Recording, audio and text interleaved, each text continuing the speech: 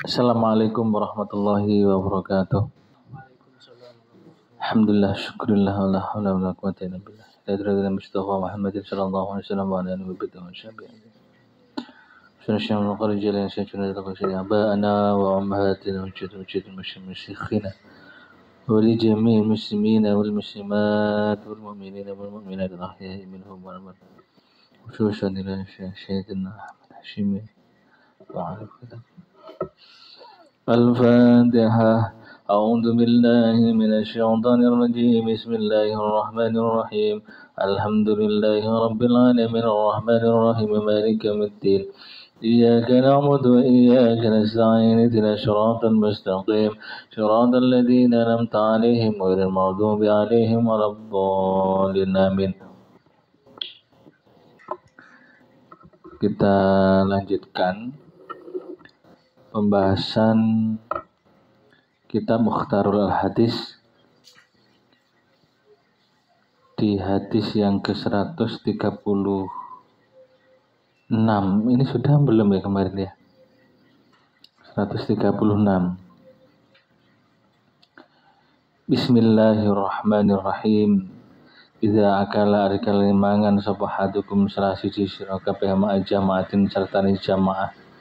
Wa syabi'a warak sapa ahad fala yarfa mongko aja ngangkat sapa ahad yadahu intangane ahad hatta sehingga yarfa ngangkat sapa alqaumu kaum fa innahu mongko sak temene ngangkat tangan iku yuhjilu mirangake apa rafu jalisahu ing wong lungguh iku kaum tadi itu. Ini membahas tentang adab makan bersama. Saya panjenengan ada tamu misalkan, atau makan bareng dengan ada tamu bareng-bareng berjamaah makan bersama. Misalnya panjenengan sudah merasa kenyang, sedangkan makannya bareng-bareng, makan di talam gitu ya, talam atau makan di kalau kertas minyak misalkan gitu ya, bareng-bareng. Lah, ketika panjenengan sudah merasa kenyang, fala yarfa yadahu, maka jangan segera mengangkat tangan. Karena kalau mengangkat tangan jenengan kan sudah kenyang itu, enggak maem mengangkat tangan. Jangan, di sini enggak boleh. Kenapa? Di sini biarkan atau sampean ikut ma'am saja sedikit-sedikit ada yarfa'al qaum, sehingga konco-koncone sampean gitu aja lah gampang. Teman makan panjenengan itu atau yang bareng-bareng makan itu betul-betul sudah kenyang, sudah mengangkat tangannya. Karena ketika panjenengan mengangkat tangan maka itu menjadikan yang lain akan ikut-ikut selesai.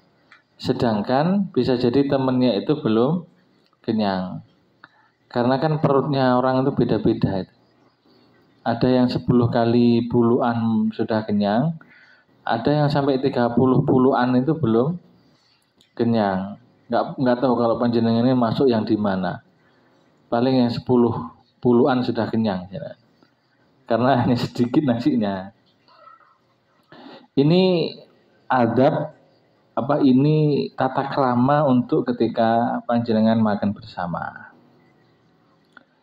Ya, dikit-dikit aja nanti kita lanjut biar dapat banyak.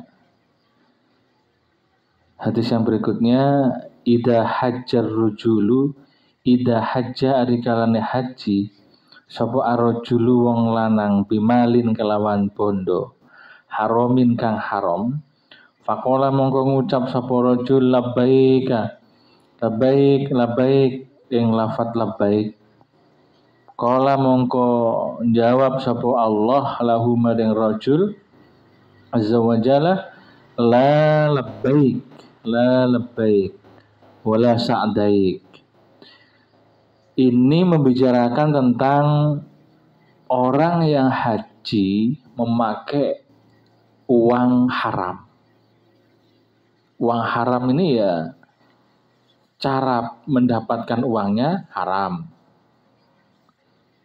Bisa jadi mencuri, bisa jadi korupsi, bisa jadi apalagi, pokoknya ya haram. Ketika orang yang berhaji dengan malin haram, bondo sing haram, ketika orang yang haji itu mengucapkan labbaik, misalkan ketika tawaf itu ya, labbaik Allahumma labbaik, labbaik la syarika lak, seterusnya itu, Allah itu malah menjawablah labbaik, labbaik, ku penuhi panggilanmu gitu. Tapi Allah menjawab la labbaik, tidak, kamu tidak memenuhi panggilanku. Kenapa? Karena berhajinya dengan uang haram. Artinya ingin mengatakan dalam hadis ini, kalau panjenengan haji pakai uang haram itu tidak diterima, itulah gampangnya. Secara fikih gampangnya ya tidak diterima. Wala sa'daik, dan tidak ada kebahagiaan atau kebejoan kanggo panjenengan yang sedang haji kalau memakai uang yang haram. Ini bisa haji, kalau kita mau lebih luas bisa jadi ya bisa umroh juga itu misalkan. Umroh dengan uang haram gitu.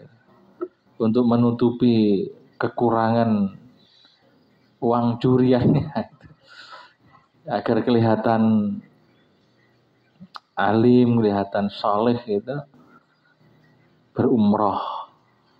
Dari umroh mengatakan saya mendapatkan hidayah, setelah itu pakai kerudung. Banyak yang begitu tuh. Setelah itu karena jobnya itu tidak harus memakai kerudung, dia tidak memakai kerudung lagi. Hal ini kan juga masalah. Rupanya bukan karena hidayah, karena ingin dilihat sholihah. Ini juga terjadi dalam kehidupan kita.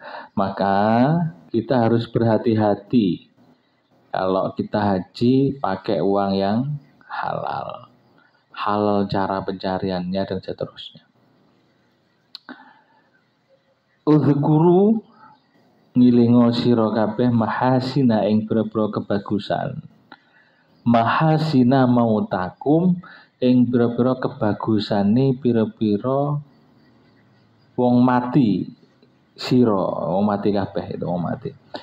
Wakufu lan ojo, wakufu lan nyegah sira an masawihim saking nutur pira-pira olone mayit. Ya. Di hadis berikutnya itu membicarakan tentang kita itu harus mengingat-ingat kebaikan orang yang sudah mati. Jangan mengingat-ingat kejelekan orang yang sudah mati. Ini dulu juga ada hadis yang membicarakan tentang ini ya. Misalkan kalau di budaya kita, sebelum dikubur itu biasanya kan ditanya itu, apakah si A ini baik? Baik. Apakah ini orangnya soleh? Soleh. Apakah orang ini dalam bersosial hidupnya selalu membantu orang lain? Ya. Panjenengan semua menjadi saksi nanti ketika di akhirat. Nah ini sebenarnya implementasi daripada hadis bahwa kita itu mengingat-ingat kebaikan orang yang sudah meninggal, jangan mengingat-ingat sesuatu yang tidak baik. Nah, biasanya yang dirasani itu sing apik apa sing elek kanca-kanca. Nang kampung itu lho. Wong lek ninggal, iku sing dirasani apik apa dirasani elek. Kalau wong apik biasanya dirasani apik. Lek wong elek biasanya dirasani elek. Lain tetap nanti yang disampaikan adalah yang baik gitu ya. Kasihan orang yang sudah meninggal itu karena tidak bisa kembali lagi untuk beramal soleh gitu ya. Jadi kita ingat-ingat yang baik. Oleh karenanya ya kita jadi orang yang baik agar nanti ketika kita meninggal yang dikenang oleh banyak manusia itu adalah kebaikan. Ya kayak kiai-kiai itu kan yang diingat kan kebaikan, tidak ada yang diingat yang jelek ya. Mesti kan diingat misalkan Gus Dur itu ahli sedekah misalkan. Gus Dur orang yang selalu peduli dengan sesama manusia, memanusiakan manusia, tidak pernah diskriminasi kepada manusia dan seterusnya. Ini kan yang kita ingat itu Gus Dur itu. Ini kan luar biasa. Maka haul, salah satu haul untuk kita mengenang kiai yang sudah wafat dan sebagainya itu menjadi penting.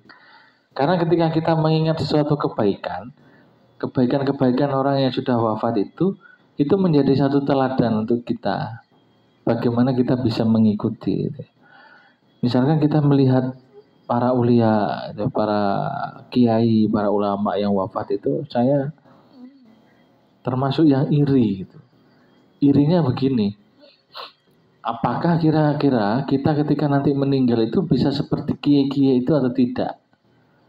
Para ulama-ulama itu atau tidak? Yang takziah itu kan luar biasa sekali. Dengan banyaknya yang takziah berarti kan banyak orang yang merasa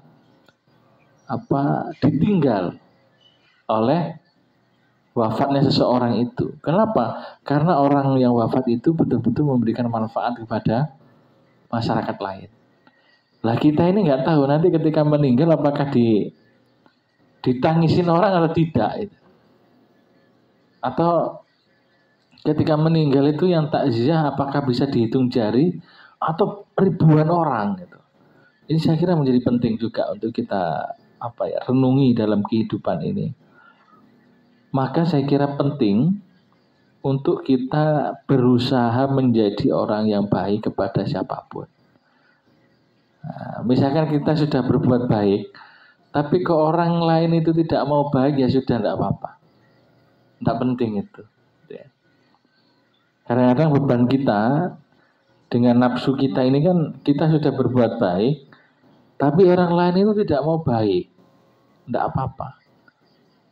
Jadi kita tetap harus menjadi orang yang baik. Harapannya ya ketika kita meninggal betul-betul orang lain itu merasa kehilangan dengan wafatnya kita itu. Oke. Azibu ngelembutno atau ngejur sira ta'amakum ing panganan sira bidzikrillahi kelawan ngiling-ngiling Gusti Allah. Salatilan salat wala tanamu lan aja turu sira alaihi atase ta'amakum fataksuha mongko atos sapa kulu bukum pira-pira ati sira kabeh. Nah, ini juga menjadi hal yang sederhana sebenarnya ketika kita makan, kita itu ingat Allah dan sholawat itu. Dan ini yang paling penting, wala tanamu alaihi fataksu qulubukum. Kalau panjenengan setelah makan jangan tidur. Kenapa? Karena kalau orang yang setelah makan terus tidur fataksu qulubukum, maka hatinya atos. Hatinya atos itu apa? Paling sederhana, ini nanti kita gerayai dewe-dewe, kita introspeksi dewe-dewe. Hati yang atos itu adalah hati yang tidak mampu menerima kebaikan. Hati yang tidak mampu, tidak mau menerima nasihat dari orang lain, nasihat kebaikan. Kalau panjenengan mendengarkan kebaikan kok masih menerima, berarti hati sampean masih belum membantu. Tapi kalau panjenengan sudah mendapatkan nasihat, diceramahi, kok nggak masuk, ada kebaikan itu tidak menerima, berarti hati panjenengan itu sedang membatu, atos.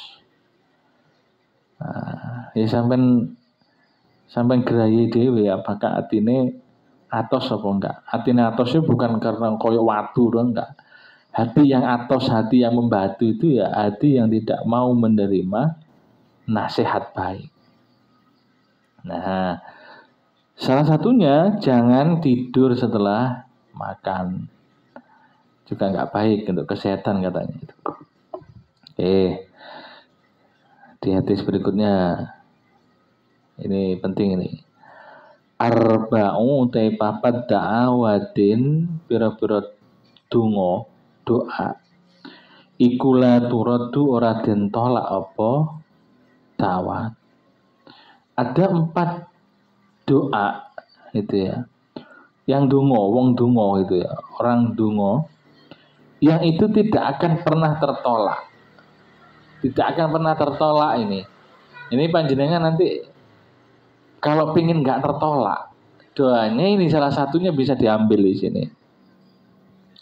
Apa 4 hal atau 4 orang yang berdoa itu tidak akan pernah tertolak? Yang pertama adalah dakwatul haji, doanya orang yang sedang naik haji. Wah, dasar naik haji itu. Jadi hati-hati betul sampai kalau pas haji nanti jangan pernah doa yang macam-macam. Sampai misalkan tawaf, labbaik Allahumma labbaik, labbaik la syarika lak, labbaik innal hamda wa ni'mata laka wal mulk la syarika lak.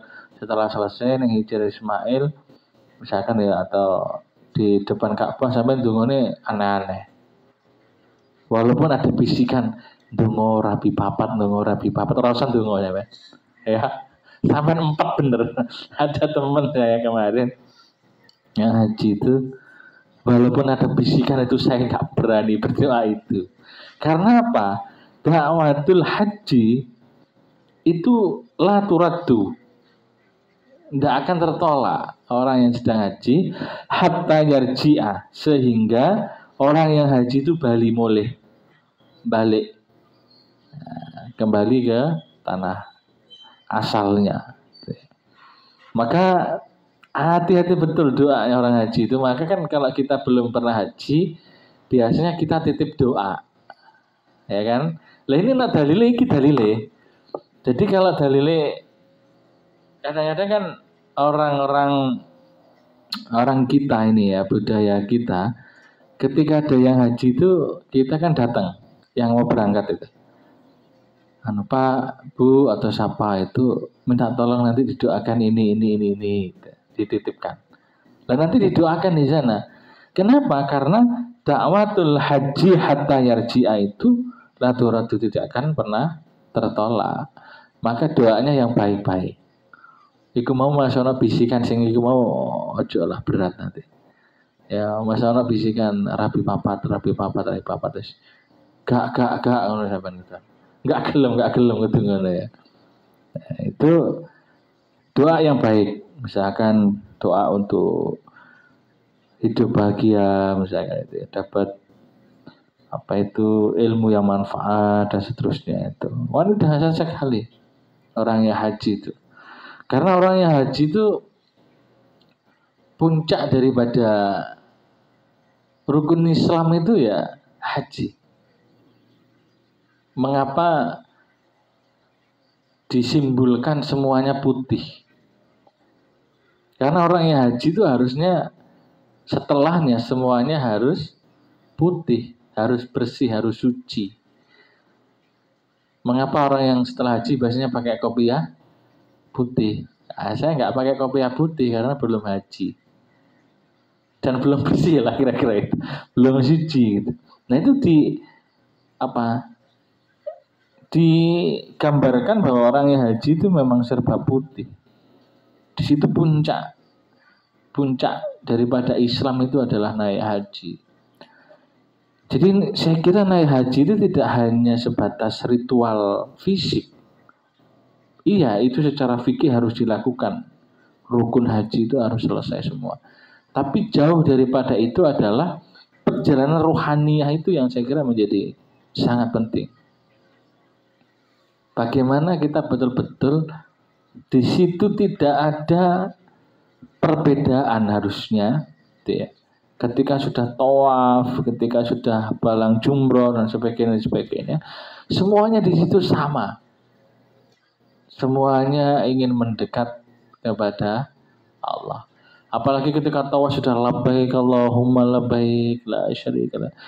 Itu tidak ada sekutu bagimu ya Allah.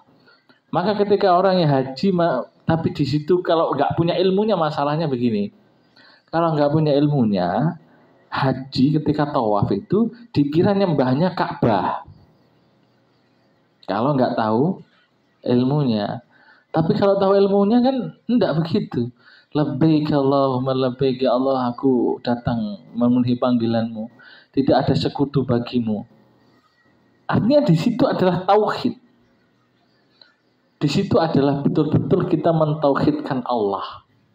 Maka orang yang sudah haji itu harusnya betul-betul mempunyai satu ketauhidan yang kuat kepada Allah. Maka simbolnya adalah kesucian, putih bersih sucian. Dan terakhir nanti ada tahalul dan seterusnya. Artinya kalau sampai yang sudah ada haji harus bersyukur karena ada satu proses yang luar biasa di situ. Tidak hanya proses perjalanan fisik, tapi yang lebih mahal daripada itu adalah proses perjalanan rohaniyah. Bagaimana ketika di Musdalifah misalnya, harus di Mina, harus wukuf di Arafah misalnya, dan seterusnya lah. Itu kalau kita mau memperdalam daripada rukun-rukun haji itu ya dahsyat sekali memang. Tidak hanya berbicara ketika berdoa di sini itu akan diterima, berdoa di sini diterima, tidak. Tapi bagaimana perenungan hidup kita itu misalkan dalam posisi harus wukuf misalkan di situ. Itu kan perenungan mendalam bagaimana kita sebagai hamba ini yang betul-betul merasa menjadi hamba. Betul-betul kita itu lemah, betul-betul kita itu tidak punya apa-apa dan hanya Allah yang maha segalanya. Di situ sebenarnya menjadi sangat penting perjalanan rohaniah itu.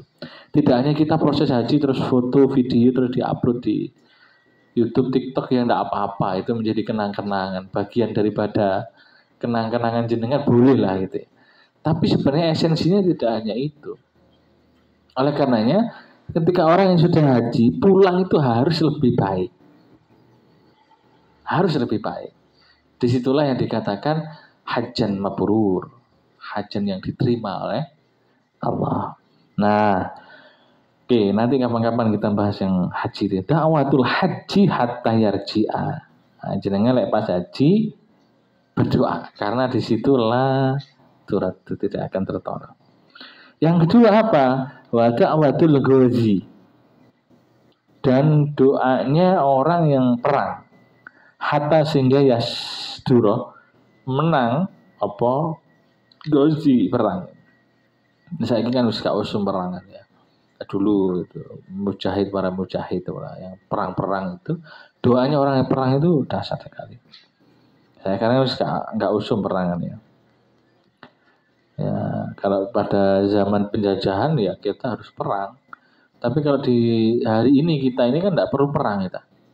Perang kita ini kan melawan hawa nafsu kita ini untuk tidak malas belajar misalnya, tidak malas ikhtiar, tidak malas usaha, tidak malas bangun malam, tidak malas ibadah dan seterusnya. Itu yang kita lawan. Nah, yang ketiga apa? Wa da'watul marid, yaitu doanya orang yang sedang sakit. Hatta ya berdoa sehingga waras sehat sopo marid. Jadi doanya orang sakit itu juga mustajabah loh. Kalau orang sakitnya yang sabar. Bukan sakit terus mau marah-marah, misuh-misuh enggak. Misalnya sampai sakit ndonga nek ngono. Ya, ini doanya orang sakit itu juga mustajabah. Ini nanti menarik ini kalau sampean praktekkan. Ketika ana koncone loro, bro, dongane aku, bro. Kene loro ngrasane loro, gak mari-mari kok dongane kancane. Nah, ini penting wadul marid hatta ya berdoa. Doanya orang yang sedang sakit sehingga dia sehat. Tapi kalau saya boleh garis bawahi adalah orang yang sakit tapi sabar. Ya. Kenapa sih doa orang sakit ini menjadi tidak tertolak. Karena orang yang sakit itu, hadis yang kemarin kita bicarakan juga, ada dosa yang itu tidak bisa diampuni selain dengan cara sakit. Maka dalam kondisi sakit bisa jadi ada dosa-dosa yang diampuni oleh Allah. Itu satu.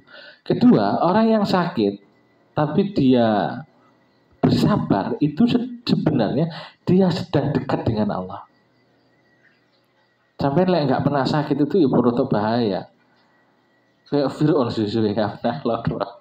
Roto bahaya. Tapi loro terus berarti sampean ya kurang mangan apa kakek mangan apa enggak ngerti. Tapi ini penting ya, ketika orang yang sakit itu bisa jadi di situ posisi terdekat dia dengan Tuhan. Kenapa? Karena dia merasa tidak punya kekuatan apapun. Dia lemah tidak punya daya apapun. La haula wala quwata illa billah. Dan terkadang kita sulit untuk mengkondisikan bahwa la haula wala quwata illa billah. Tidak ada daya kekuatan apapun yang kita miliki selain daya dan kekuatan Allah. Itu dalam kondisi sehat kok rada angel. Sombongi sing muncul. Bukan meyakini bahwa kekuatan yang kita miliki itu adalah dari Allah. Nah, ya yang keempat, ini yang penting nih juga nih. Wa da'watul akhi, doanya saudara li akhihi, kepada saudaranya, bidhohril ghaib, yang itu tersembunyi. Misalnya jenengan doakan si A, tapi si A ini tidak pernah tahu doa panjenengan.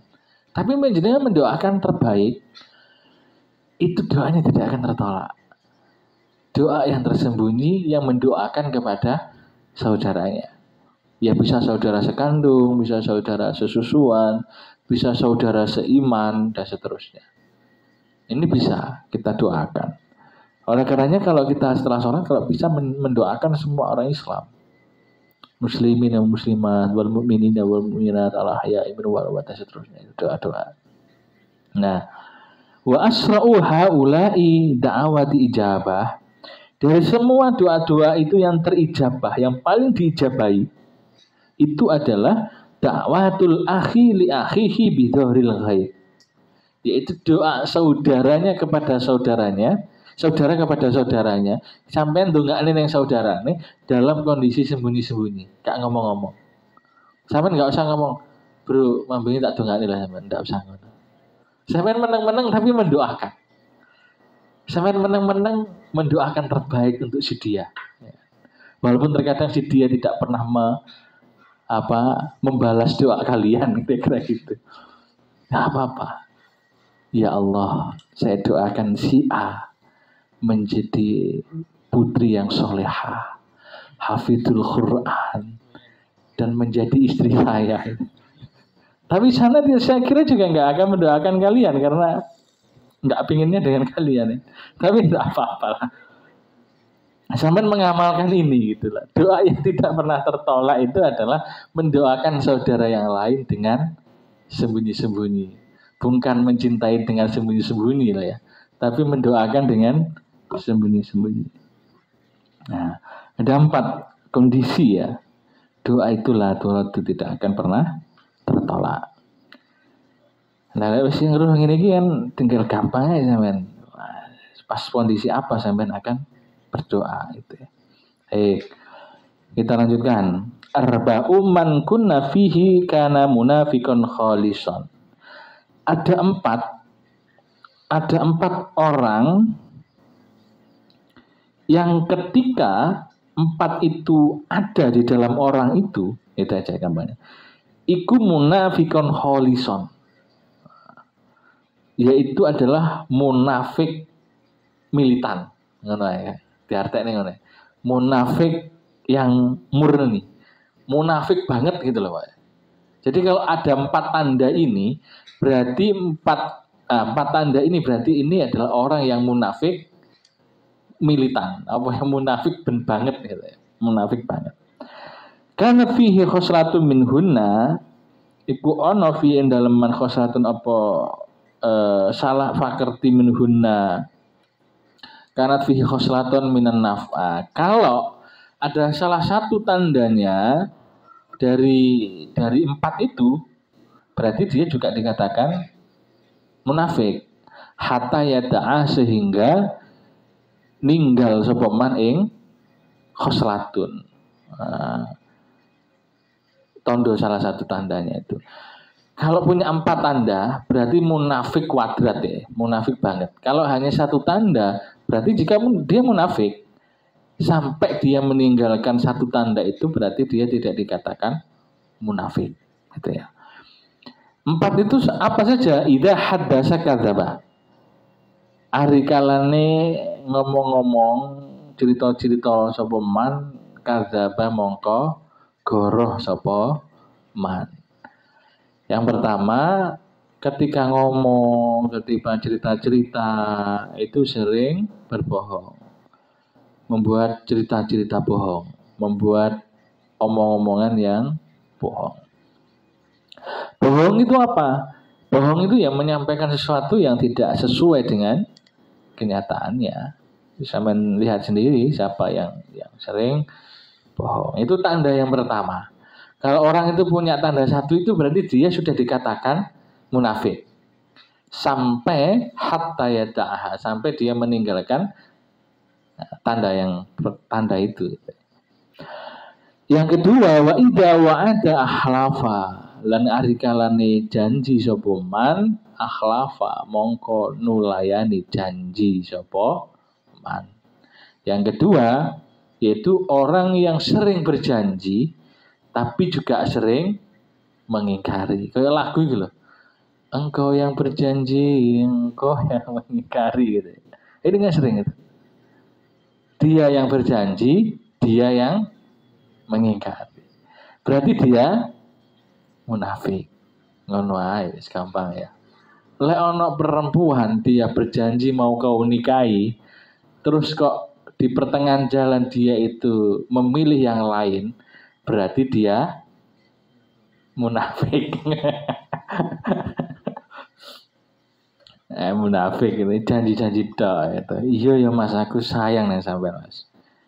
Aku akan menunggumu itu sampai selesai kuliah. Lah pas sampai selesai kuliah mulai menjadi anak siji. Nah, ini kan masalah. Berarti dia janjinya ingkar. Lek ditanya lah sampai kok ninggal aku lah, sampai ndak ono kabar. Dikira sampai wis duwe meneh. Lah sampean kok enggak takok. Lah sampean ya enggak ngabari wis ruwet wis. Wis gak dadi ya gitu. Wis gak apa-apa ya. Nyari meneh sing liya. Nah, yang kedua, yang ketiga, wa idza ahada godaro. Dan ketika bersumpah godaro mongko cidro sapa man. Lek bersumpah sering gak bener gitu. Demi apa itu tibakno gak bener itu sumpahnya. Yang terakhir wa idza khosoma fajaro. Dan ketika padu bersengketa itu sering curang. Itu juga munafik. Jadi kalau 4 tanda ini ada di dalam 1 orang, berarti dia adalah munafik hakiki. Munafik banget. Lek me ono tondo siji iku munafik, tapi nanti bisa sembuh, tidak dikatakan munafik kalau tanda itu hilang. Lek papat iki ono kabeh wis rada angel iki. Ya yes. Tambah 3 hadis nanti mari. Arba'un man kunna fihi haramahullahu ta'ala 'alan nar. Ada 4 orang yang itu ketika 4 hal itu ada di dalam orang itu, haramahullahu mongko den haromaken ing man, haramahu mongko den haromaken ing man sapa Allah Gusti Allah taala alan nari ing atase neraka. Kalau ada 4 hal itu ada di orang itu, maka diharamkan orang itu masuk neraka. Wa asamahu, lan ngrekso sapa Allah ing man minasyaitani saking syaitan.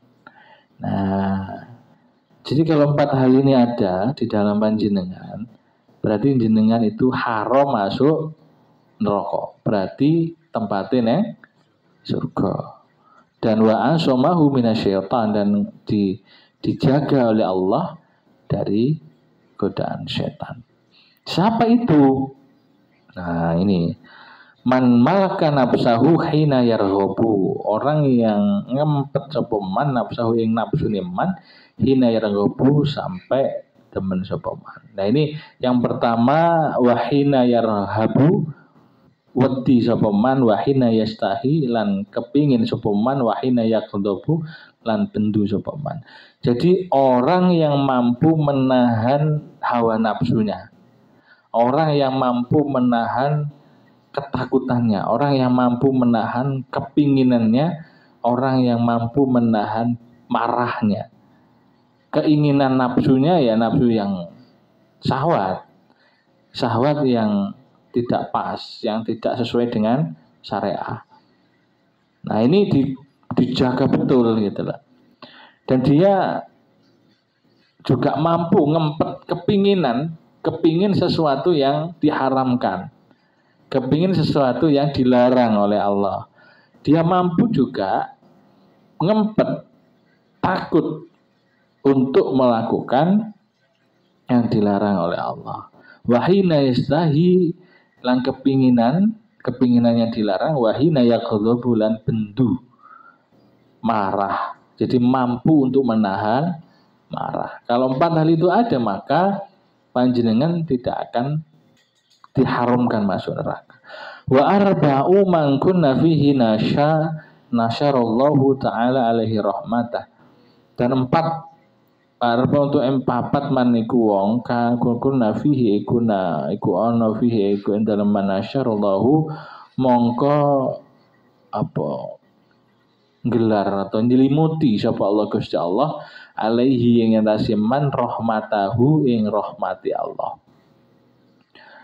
Wa adkhalahu, lan manjing lan den lebuaken sapa man ing nglebokaken sapa Allah ing man jannatahu ing swargane Gusti Allah. Nah, jadi ada 4 hal juga, ada orang yang 4 hal ya. Allah akan memberikan rahmatnya kepada orang 4 ini dan dimasukkan ke surga. Siapa itu? Man au miskinan, orang yang peduli kepada orang miskin. Nah, orang yang peduli kepada orang miskin. Nah, sampai peduli enggak ini? Peduli ya. 1 itu akan dapat rahmat. Yang kedua, warahimahu dhaif, kasih sayang kepada orang yang apes. Dhaif. Apes apa bahasa Indonesia apes ya? Sial atau dhaif, orang yang lemah. Sampai kasih sayang ya. Gus Dur itu salah satunya sangat kasih sayang kepada orang yang teraniaya. Nah, jadi sampai harus menjadi pejuang orang-orang yang teraniaya itu. Karena di situ akan ada rahmat dari Allah dan dimasukkan ke surga. Wa rafaqo bil mamlu, lan asih sapa man ing hamba kawula sing membutuhkan. Dan keempat, wa anfaqo alal walidain, dan aweh nafkah sapa man alal walidaini ing atase wong tuwa loro. Lah panjenengan misalnya wonten masih punya orang tua sampai punya penghasilan, maka wa anfaqo alal walidain, orang yang mau memberikan nafkah ya kepada orang tuanya, maka dia akan mendapatkan rahmat dari Allah dan adkhalahu jannatahu, akan dimasukkan di surganya Allah. Iya, jenengan harus, kalau misalnya suatu waktu jenengan sudah kerja, dapat penghasilan banyak, kasih orang tua, apalagi orang tuanya membutuhkan itu. Karena ini cara-cara yang apa ya, kalau bahasa cara-cara khusus kita itu mendapat rahmat dan dimasukkan surga. Nggak perlu kita sholat 100 rakaat. Tapi ini cara-cara yang sederhana tapi dapat rahmat dan masuk surga. Jadi banyak jalan sebenarnya kita itu untuk masuk surga. Oke, lanjut lagi. Saya terletaknya untuk titik lah. Dua ayat, dua hadis lagi. Arba'un utai papat ikuman wong uktiyahunna den wehi apa man ing arba. Fakot uktiya mongko teman-teman apa uktiya itu berarti fakot teman-teman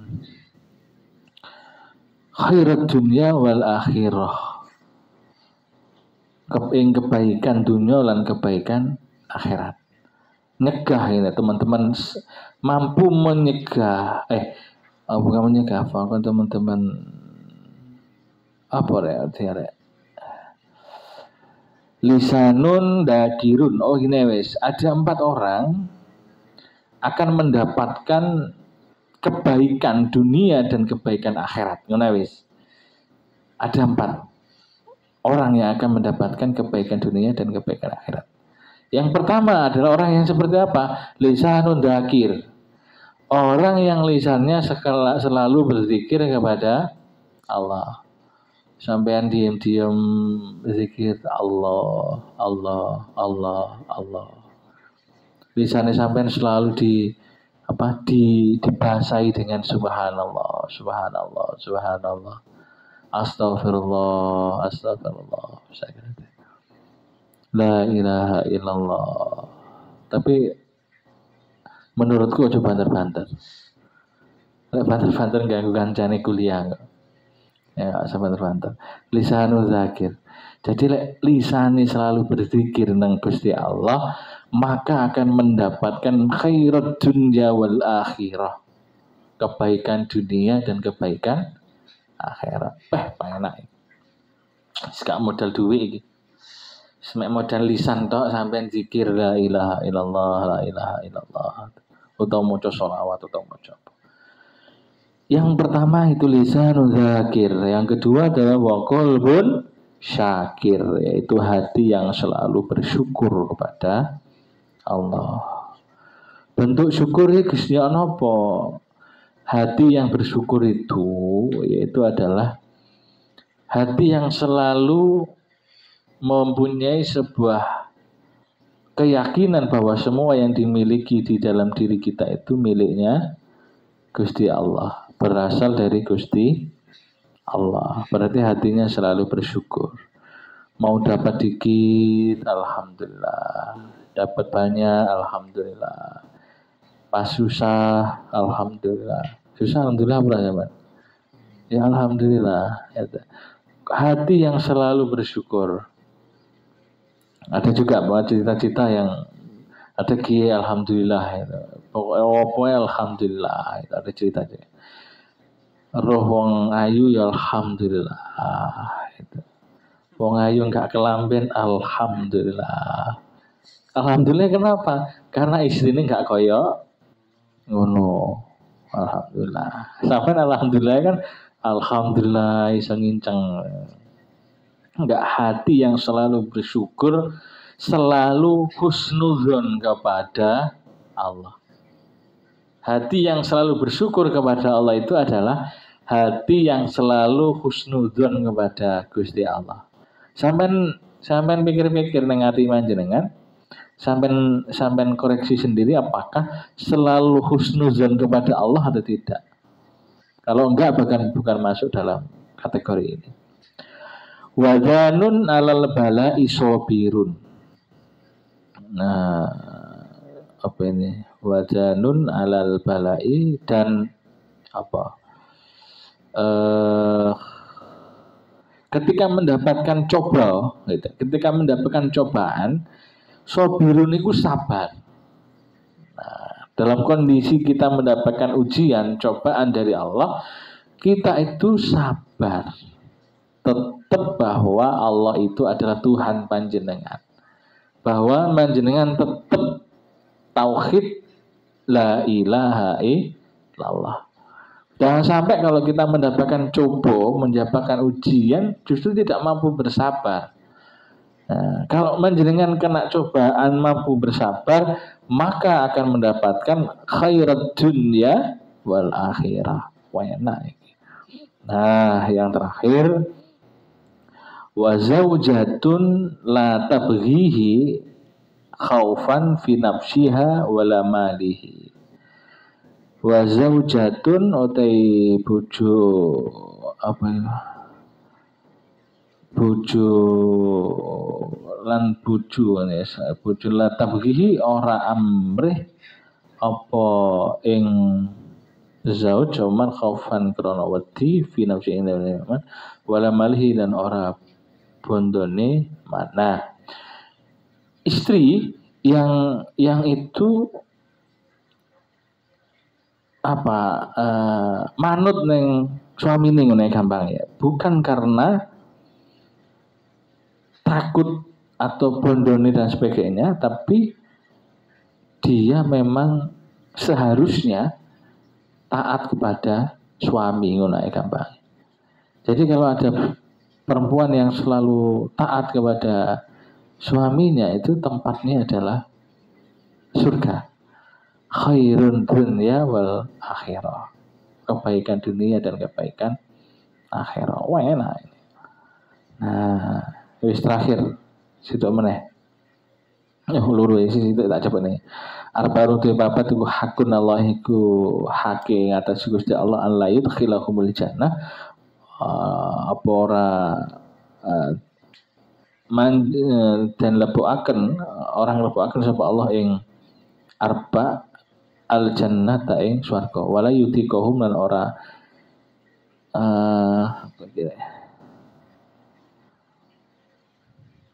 nyicipaken ora apa mencicipi naimaha ing nikmati jannah. Jadi ada 4 hal yang itu yang Allah tidak akan memasukkan ke surga, dan tidak akan orang yang seperti itu merasakan nikmatnya surga. Apa itu? Mudminul khamr. Yang pertama adalah pecandu khamr sampai dia betul-betul bertobat. Kalau dia pecandu khamr terus sampai meninggal, dia tidak akan merasakan nikmatnya jannah.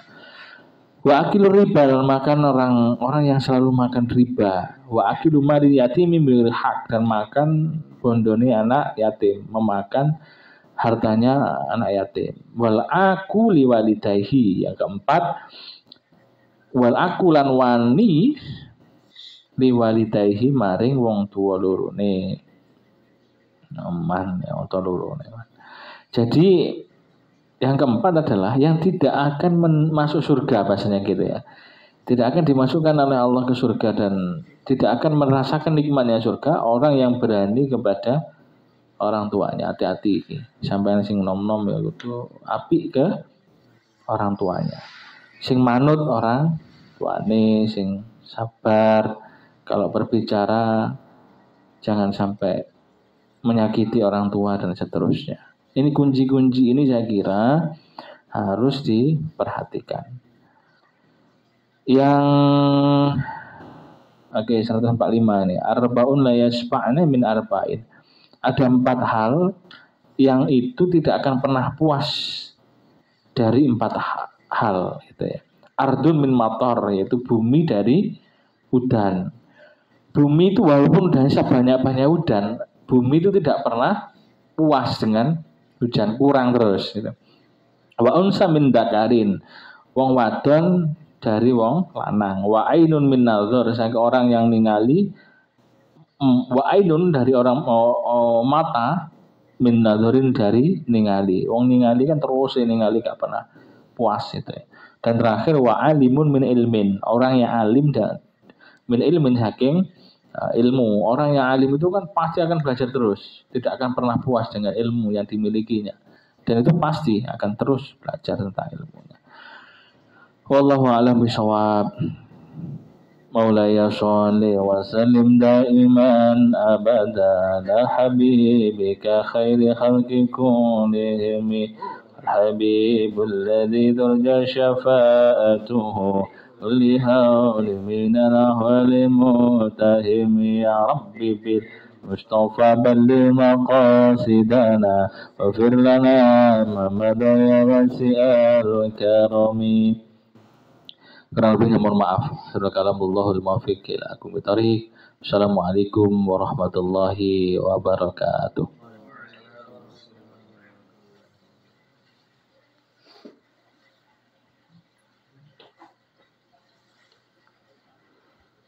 Apa saya